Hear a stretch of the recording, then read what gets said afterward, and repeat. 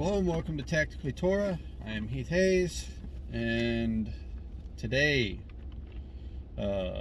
we are getting into Revelation chapter 17, I believe is what it is.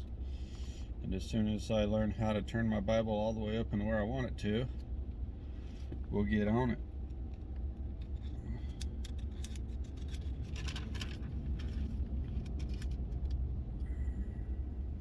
Wow. So chapter 17. So chapter 18, we just saw all the bowls of wrath of the Most High being poured out in chapter 16. So that was a pretty cool experience to read. You notice just how much is standing out. I really just want you guys to get an understanding of what's going on in Scripture as we read it, so that when we do the deep dive, you're not surprised by anything. You kind of have a good baseline of what's going on. And remember, what it seems to me is it's really chronological, and it's easy to get into the mindset or fall into or underneath the doctrinal teachings that state, oh well, it's all imagery, or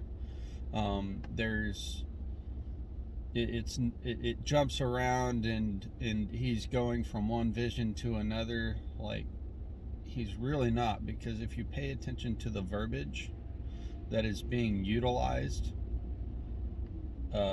there are multiple, and I repeat, multiple key phrases that indicate that this truly is chronological. He's telling us exactly how it's going to lay out. So, super interesting. So we'll back off of that. Revelation 17. And one of the seven messengers who had the seven bowls came and spoke to me, saying to me, "Come, I shall show you the great judgment of the great whore sitting on many waters, with whom the sovereigns of the earth committed whoring, and the inhabitants of the earth were made drunk with the wine of her whoring. And he carried me away in the spirit into the wilderness, and I saw a woman sitting on a scarlet beast covered with names of blasphemy, having 7 heads and 10 horns. And the woman was dressed in purple and scarlet, and adorned with gold and precious stones and pearls, holding in her hand a golden cup filled with the abominations and filthiness of her whoring, and upon her forehead a name written, a secret, Babel the Great, the mother of the whores and the abominations of the earth. And I saw the woman drunk with the blood of the set apart ones, and with the blood of the witnesses of Yeshua. And having seen her, I marveled, greatly marveled. And the messenger said to me, "Why did you marvel? Let me explain to you the secret of the woman and of the beast that she rides, which has the 7 heads and the 10 horns." Remember that beast? And the beast that you saw was and is not, and is about to come up out of the pit of the deep and goes to destruction. And those dwelling on the earth, whose names are not written in the book of life from the foundation of the world, shall marvel when they see the beast that was and is not, but yet is. This beast was and is not. It lived, currently does not live, but yet there it is. That's interesting. And also notice that it is a great antithesis of truly what Yeshua said he is. He said that he is the one who was and is to come. So he never stopped being, you know. So something to keep in mind there. Here is the mind having wisdom. The 7 heads are the 7 mountains on which the woman sits, and there are 7 sovereigns. 5 have fallen, and 1 is, and the other has not yet come. And when he comes, he has to remain a little while. And the beast that was and is not is himself also the 8th, and is of the 7, and goes to destruction. And the 10 horns which you saw are 10 sovereigns, who have not yet received a reign, but receive authority so as sovereigns with the beast for 1 hour. And they have one mind, and they shall give their power and authority to the beast, and they shall fight with the Lamb, and the Lamb shall overcome them, for he is a master of masters. Okay, so that beast really looks like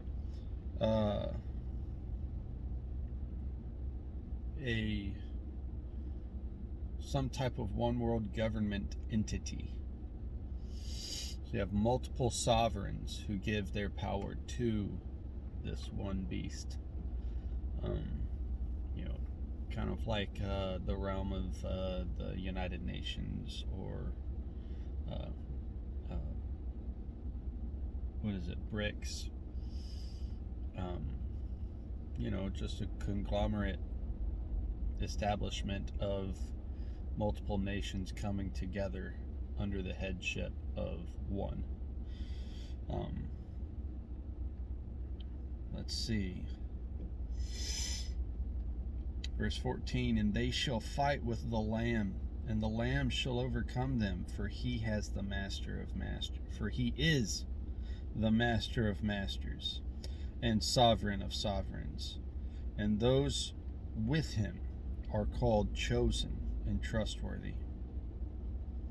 And he said to me, the waters which you saw where the whore sits are peoples and crowds and nations and tongues. So that further perpetuates this idea that it's multiple nations coming together.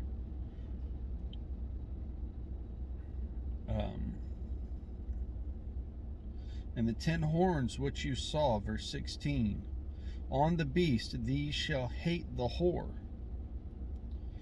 and lay her waste, and naked, and eat her flesh, and burn her with fire.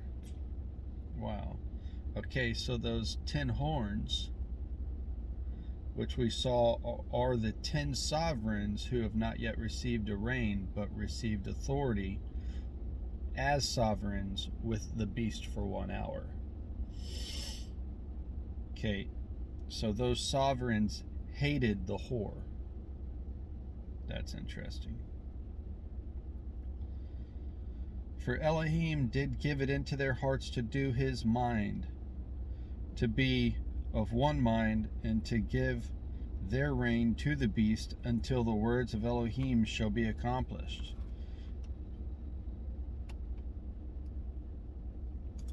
And the woman whom you saw is that great city having sovereignty over the sovereigns of the earth.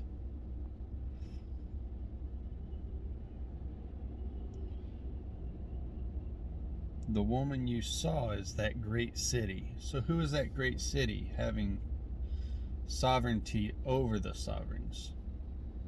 A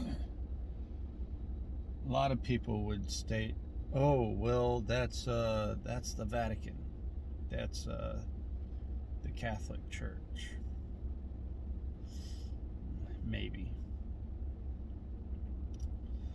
I would submit to you more that the whore that is Babylon, or this modern mystery of Babylon, would actually be Jerusalem.